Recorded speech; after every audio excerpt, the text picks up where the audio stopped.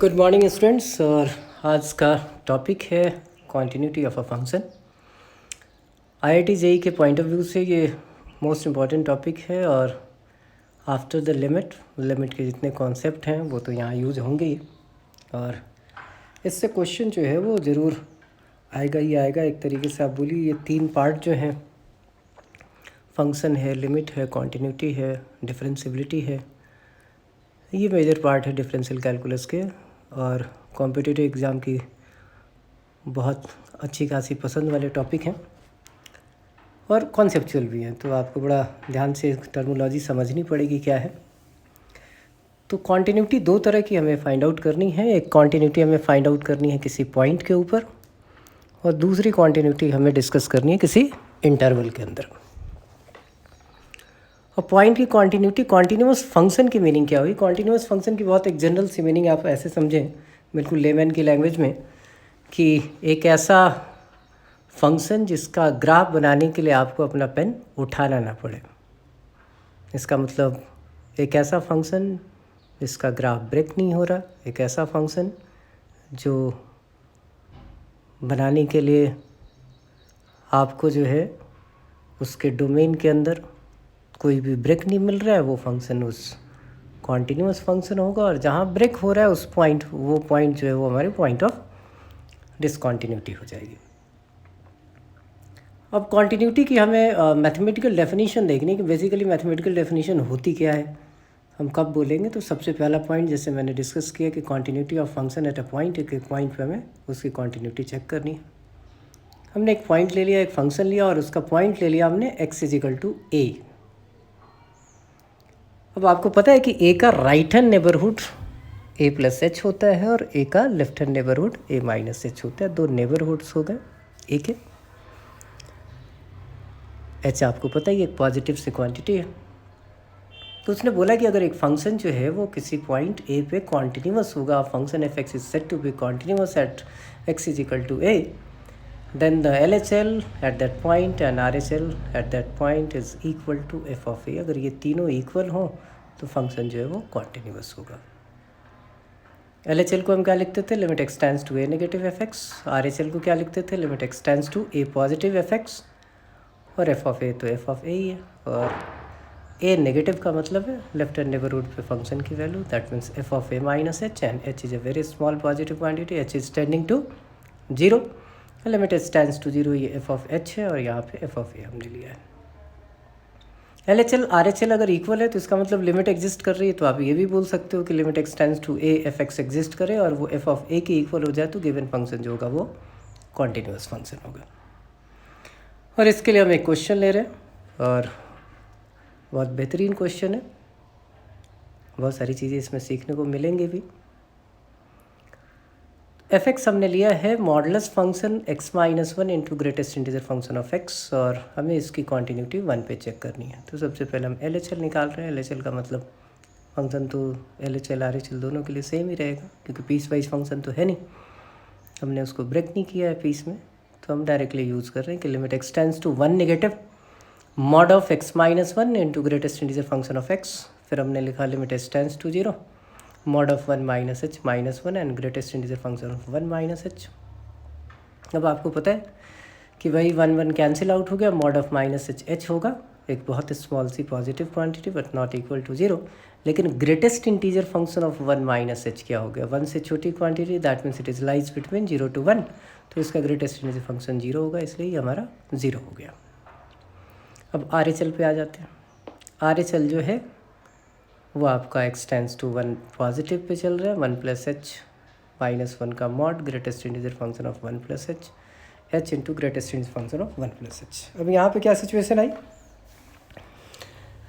तो 1 plus h का greatest integer function 1 हो गया, 1 इंटू h हो गया, h जो है वो 0 की तरफ टेंड्स कर रहा है, इसलिए h की वैल्यू आपने 0 पुट कर दी, इसलिए ये 0 हो गया। f ऑफ 1 की बात करें तो f ऑफ 1 की बात करें तो 1 माइनस 1 मतलब mod of 0 h 0, 0 multiply by 1 that is equal to 0। ये तीनों इक्वल है तो ये गिवन फंक्शन जो है वो कॉन्टिन्यूअस है x=1 पे। बड़े ध्यान देने वाली बात है। Greatest integer function of x का ग्राफ आपको पता है डिसकॉन्टिन्यूअस होता है इंटीग्रल पॉइंट पे, इसका मतलब greatest integer function of x discontinuous है। और मॉड ऑफ x-1 1 का ग्राफ ये आपको पता है कि ये वी शेप ग्राफ होता है और इसका वर्टेक्स जो होगा वो 1 0 पे होगा, वहीं पे हम इसकी कॉन्टीन्यूटी चेक कर रहे हैं। एक कॉन्टीन्यूअस फंक्शन है क्योंकि इसका ग्राफ ब्रेक नहीं हो रहा है। Greatest integer function of x इस पॉइंट पे डिसकॉन्टीन्यूअस है, लेकिन दोनों का प्रोडक्ट जो है वो क्या है, एक कॉन्टीन्यूअस फंक्शन है इस पॉइंट के लिए x = 1 के लिए। ये सब चीज़ें आगे चल के आपको स्ट्राइक करेंगी। एग्जाम्पल ये एक अच्छा ही एग्जाम्पल हो गया। हम तो यहाँ पे सिर्फ उसके पॉइंट पे कॉन्टीन्यूटी हम चेक कर रहे थे। अब कुछ टर्मोलॉजीज़ हमें देखनी है। कुछ टर्मोलॉजी ऐसी है जो आएगी जब भी हम क्वेश्चन क्रिएट करते हैं, तो इस टाइप की टर्मोलॉजी डालते हैं। नॉर्मली तो वही क्वांटिटी होगी जब लिमिट एग्जिस्ट करे और उस पॉइंट पे फंक्शन की वैल्यू सेम हो। लेकिन एक टर्मोलॉजी आई कि वन साइडेड कॉन्टिन्यूटी, एक साइड से कॉन्टिन्यू हो। और वन साइडेड कॉन्टिन्यूटी में दो तरीके के हो गए, या तो लेफ़्ट से कॉन्टिन्यूअस हो या फिर राइट से कॉन्टिन्यूअस हो। तो left continuous at f is equal at f of f at x is equal to c क्या है? अगर वो लेफ़्ट से कॉन्टिन्यूअस है, इसका मतलब उसका LHL और सी पे उस फंक्शन की वैल्यू जो है वो इक्वल होगी, but it is not equal to RHL। तो इसका मतलब ये फंक्शन डिसकॉन्टिन्यूअस तो है, लेकिन एक साइड से देखा जाए तो ये कॉन्टिन्यूअस है। वो आपको ग्राफ में दिख भी रहा है जो आपने बनाया है। तो LHL और f ऑफ c इक्वल हो, but it is not equal to RHL, या वो RHL के बारे में हमें पता हो भी ना भी हो तो भी कोई फ़र्क नहीं पड़ता। हम गिवन फंक्शन को दो चीज़ें अगर हमें पता है कि LHL और f ऑफ c इक्वल है तो हम बोल सकते हैं लेफ़्ट कॉन्टिन्यूअस है। तो जो कॉन्टिन्यूअस फंक्शन है वो लेफ़्ट कॉन्टिन्यूअस भी हो गया। राइट कॉन्टिन्यूअस में वैसी सिचुएशन है कि RHL और f ऑफ c इक्वल होना चाहिए। तो एक कॉन्टिन्यूअस फंक्शन राइट कॉन्टिन्यूअस भी होता है और लेफ़्ट कॉन्टिन्यूअस भी होता है। तो राइट कॉन्टिन्यूअस मतलब RHL और f ऑफ c इक्वल हो, लेफ़्ट कॉन्टिन्यूअस मतलब LHL और f ऑफ c इक्वल हो। अब चलिए चेक करते हैं कि check the right and left the continuity of the fx is equal to fractional function of x at x is equal to 2। आपको पता ही है फ्रैक्शनल फंक्शन ऑफ x की क्या सिचुएशन है। आपने उसका ग्राफ भी बना लिया, वहाँ से भी दिख जाएगा। मैंने यहाँ LHL निकाला, RHL निकाला, f ऑफ 2 निकाला। LHL आपको पता ही है कि 1 आएगा क्योंकि एट 2 नेगेटिव वो बगल वाली ब्रांच पे होता है। 2 पॉजिटिव ये 0 हो जाएगा, एंड f ऑफ 2 पे इसकी वैल्यू 0 होती है। तो RHL और f ऑफ 2 इक्वल है, इसलिए गिवन फंक्शन जो है वो क्या है, हमारा राइट कॉन्टिन्यूअस है। तो ये दो टर्मोलॉजी आपको याद रखनी है, क्वेश्चन का कोई पार्ट हो सकता है। अब कुछ बातें बड़ी सावधानियां रखनी है कॉन्टिन्यूटी में। If a function is continuous at x is equal to c, this implies the limit extends to c if x exists। देखिए ये वन साइडेड है, एक साइड जो है ये गाड़ी चलेगी। फंक्शन कॉन्टिन्यूअस है तो लिमिट एग्जिस्ट करेगी, लेकिन अगर लिमिट एग्जिस्ट कर रही है तो ज़रूरी नहीं कि फंक्शन कॉन्टिन्यूअस हो, क्योंकि हो सकता है f ऑफ c जो है वहाँ डिफाइन ही ना हो सकता है f ऑफ c की वैल्यू कुछ और। तो ये वन साइडेड होगा। एक सेकंड आपको याद रखना है कि continuity of a function is a property of interval and it is meaningful at x is equal to c। क्या मीनिंग है? अगर किसी फंक्शन की कॉन्टिन्यूटी की आप बात करते हो तो उसके डोमेन के अंदर बात करोगे, उसकी प्रॉपर्टी ऑफ इंटरवल उस इंटरवल के अंदर बात करोगे। If the function has a graph in the immediate neighbourhood of x is equal to t, not necessarily at x is equal to c, it should not mislead that continuity of the function is only in the domain of the function. For instance, the function f x is equal to x upon x square minus 1। कुल मिला जुला के simple सी बात समझनी कि आप continuity या discontinuity की बात सिर्फ डोमेन के अंदर जो पॉइंट है उसी पे करोगे। यहाँ पे एक एग्जांपल है x upon x square minus 1। इसके डोमेन में दो पॉइंट नहीं है, +1 और -1, क्योंकि ये फंक्शन जो है वो वहाँ पे ये हो जाएगा। लेकिन एक चीज़ है कि +1 के राइट में, -1 के राइट में, +1 के लेफ़्ट में, +1 के राइट में जब आप इसका ग्राफ प्लॉट करोगे, आपको ग्राफ प्लॉट करना सिखाया है, तो ये फंक्शन जो है वो हमारा क्या होता है, ब्रेक हो जाता है उस पॉइंट पे लेकिन उसके नेबरहुड में ग्राफ है, मतलब 1 positive is defined and 1 negative is defined, -1 plus h is defined, -1 minus h is defined. तो इस पॉइंट पे तो हम बोल सकते हैं कि ये फंक्शन डिसकॉन्टिन्यूअस है 1 and -1 पे, ऑल्दो इसके डोमेन में ये नहीं है। लेकिन वही आप बात करो कि f(x) is equal to log x, कि -1 पे कॉन्टीन्यूअस है या नहीं, तो भैया -1 पे कोई ग्राफ ही नहीं है, उसके इमीडिएट -1 के लेफ्ट हैंड नेबरहुड और राइट हैंड नेबरहुड पे कोई ग्राफ ही नहीं होता है, क्योंकि इसके डोमेन में ये पॉइंट है भी नहीं। तो अब आपको ये बात समझ में आ रही कि नेबरहुड में किसी पॉइंट पे अगर ग्राफ ब्रेक हो जा रहा है, उसका लेफ्ट हैंड नेबरहुड और राइट हैंड नेबरहुड पे फंक्शन डिफाइन है, फिर तो अब वो पॉइंट ऑफ डिसकॉन्टिन्यूटी हो सकता है। लेकिन अगर किसी पॉइंट के लेफ्ट हैंड नेबरहुड में और राइट हैंड नेबरहुड में फंक्शन का कोई ग्राफ ही ना हो, तो वो मीनिंगलेस रहेगा, उस पर आप अगर कॉन्टिन्यूटी डिस्कस करते हो तो बकवासबाजी हो गई। अब फिर एक और बड़ा ज़रूरी चीज़ है जो काफ़ी दिन तक पंगे में रहा, बहुत बारी जो है इस पर बहस होती रही, फाइनली लोगों ने अब मान लिया है कि जो पॉइंट फंक्शन होता है they are treated as a continuous function. Point function मतलब जिसके डोमेन में एक ही पॉइंट हो और इसका आउटपुट भी एक ही होगा। ऑब्वियसली जब डोमेन में एक पॉइंट है तो उसका एक आउटपुट तो होगा ही।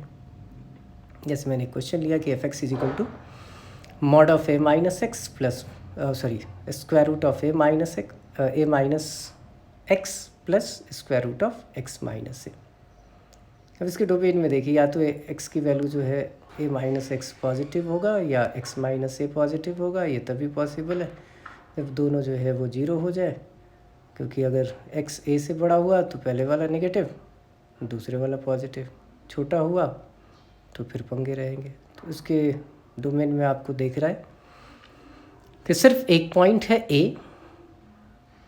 दैट मीन्स आप लेफ्ट हैंड लिमिट नहीं निकाल सकते, आप इसकी राइट हैंड लिमिट नहीं निकाल सकते, लेकिन ये जो पॉइंट फंक्शन है इसको आप कॉन्टिन्यूअस फंक्शन बोलोगे। इसके नीचे दो और एग्जांपल है, बहुत बेहतरीन एग्जांपल, इस पर फर्दर और भी डिस्कशन होगा, अभी तो इसको एज ए एग्जाम्पल की तरह ट्रीट करें आप।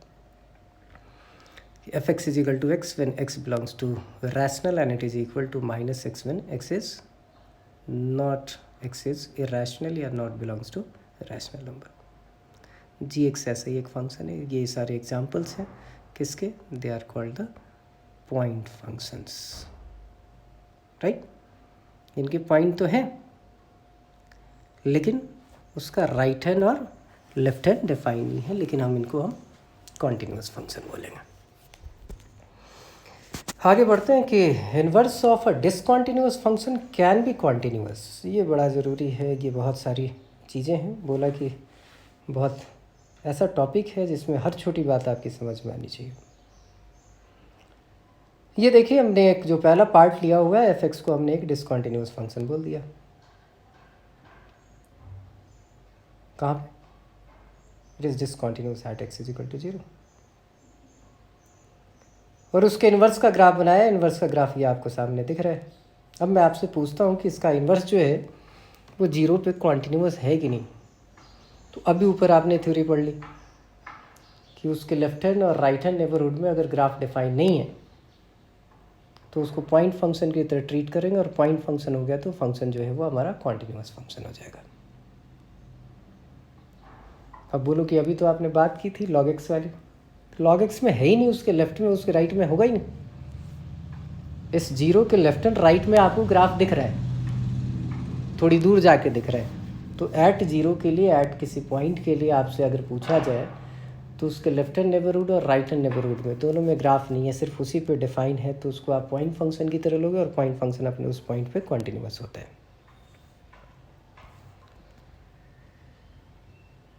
अब दूसरे एक कॉन्सेप्ट पे आते हैं कि दो ही कॉन्सेप्ट है कि पॉइंट पे निकालना है कि इंटरवल पे निकालना है। तो continuity of a function in the given interval, किस इंटरवल में आपको किसी फंक्शन की कॉन्टिन्यूटी आपको पता करनी है। तो बहुत सिंपल है, वही कॉन्सेप्ट था कि उसका ग्राफ कहीं ब्रेक ना हो। तो पहला हमने पार्ट लिया कि a function f is said to be continuous in open interval a to b if it is continuous at every point of a and b।